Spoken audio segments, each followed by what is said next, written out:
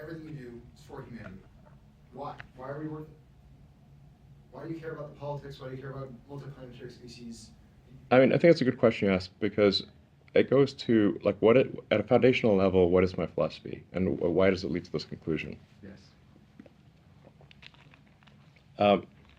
So the reason is that when I was a teenager, I had like an existential crisis to try to figure out what's the meaning of life.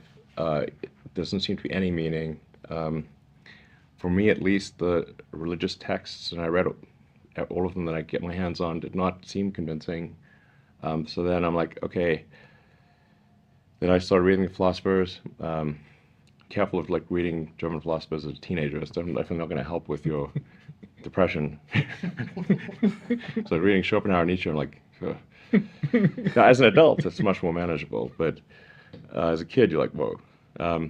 So then I was like, man, I'm just like struggling to find meaning in life here. And then I read Hitchhiker's Guide to the Galaxy, and basically what Douglas Adams was saying is that we don't really know what the right questions are to ask. In the Hitchhiker's Guide to the Galaxy, Earth, it turns out, is a big computer and its goal is to answer the question, what's the meaning of life? And Earth comes up with the answer 42.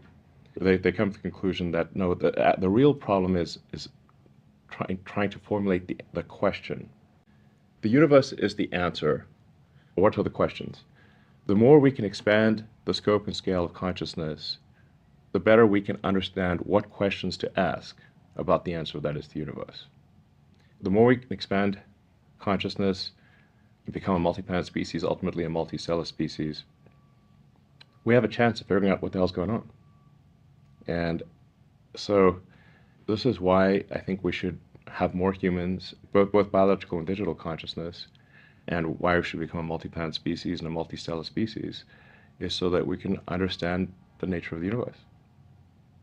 If you accept as a proposition that we don't really understand the meaning of life and we wish to understand the meaning of life, then in order to understand the meaning of life, we should expand consciousness such that we can ask better questions, learn more, expand beyond the solar system, ensure that life on Earth is good collectively for civilization, and then we can be less dumb about the nature of the universe, and maybe we can answer some questions about where this all came from and where it's going.